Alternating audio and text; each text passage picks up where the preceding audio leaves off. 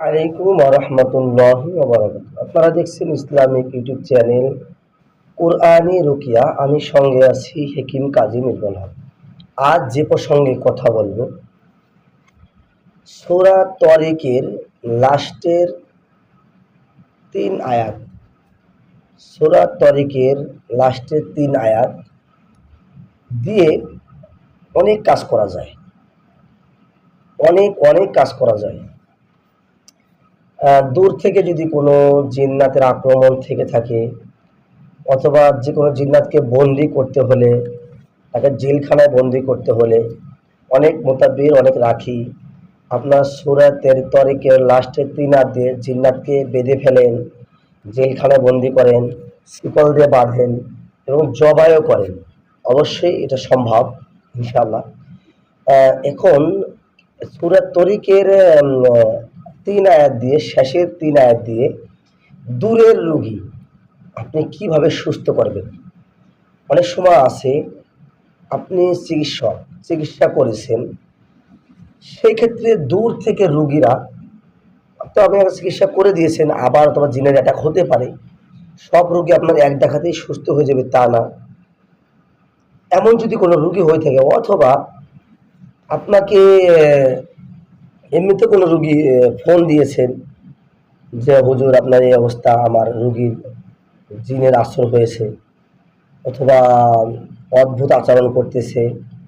এখন আপনি সেই ক্ষেত্রে যেটা করতে পারেন, আপনি সেক্ষেত্রে যেটা করবেন হচ্ছে, আমি যেটা করি সেটা আপনাদেরকে বলছি। আমার কাছে যদি কখনো ফোন আসে, হুজুর আমার রোগীটার অবস্থা ভালো না, তার শরীরে জিন এসে পড়েছে, অথবা কেমন যেন আচরণ করতেছে, তখন আমি জায়নামাজ নিয়ে ২ রাকাত সালাত আদায় করি। ২ রাকাত সালাত আদায় করে তখন আমি একটু আল্লাহর কাছে দোয়া করি, আল্লাহ ইয়া রহমান ইয়া রহিম ইয়া হাইয়্যু ইয়া কাইয়্যুম ইয়া আরহামার রাহিমিন, আল্লাহ আমাকে সাহায্য করুন, কোরআন শক্তি জাহির করুন। তখন একনিষ্ঠভাবে চক্ষু বন্ধ করে, রোগীর নাম নেই, রোগীর মায়ের নাম, বাবার নাম। যদি রোগী পুরুষ হয়ে থাকে সর্বপ্রথম তার বাবার নাম, যদি রোগী মহিলা হয়ে থাকে রোগীর নাম এবং সর্বপ্রথম তার মায়ের নাম। এভাবে নিয়ে চক্ষু বন্ধ করে হাতটাকে এভাবে করি।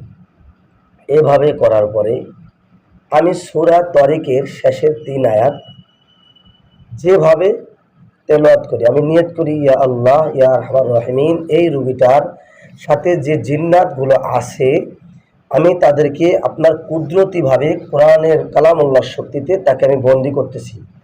আঙুলটা এখানে দেই, বিসমিল্লাহির রহমানির রহিম, নামে আকিদুনা কাইদা আকিদু কাইদা ফামাহিরিল কাফির আমহিলহুম রুয়াইদা।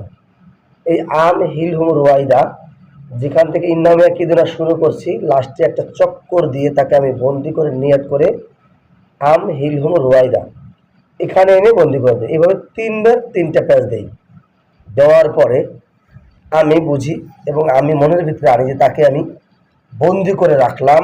সে যেখান থেকে ডিস্টার্ব করুক, যে জায়গার থেকে যদি শরীরে হয়ে থাকে, তাকে আমি শিকল দিয়ে বেঁধে বন্দি করে রেখে দিলাম। কিছুক্ষণ পরে আমি আমার আমল শেষে তাকে আমি ফোন করি, দেখেন আপনার রোগীটার এখন কি অবস্থা। ইনশাআল্লাহ তারা আমাকে জানায় যে এখন রোগীটা স্বাভাবিক আছে, সুস্থ আছে। পরীক্ষিত, শতবার পরীক্ষিত। যারা এই কাজটা কাদের হবে, আপনার হবে না। আপনি যদি সূরা তরিকের আমেল হন সেক্ষেত্রে আপনার হবে। আপনি যদি সূরা তরিকের আমেল না হন, আপনি করতে পারবেন না। এটা খুব শক্তিশালী, পাওয়ারফুল আমল। সূরা তরিকের আমল যারা করবেন তারা অবশ্যই আমার ইজাজত নিয়ে নেবেন, আমার কাছে ফোন করবেন।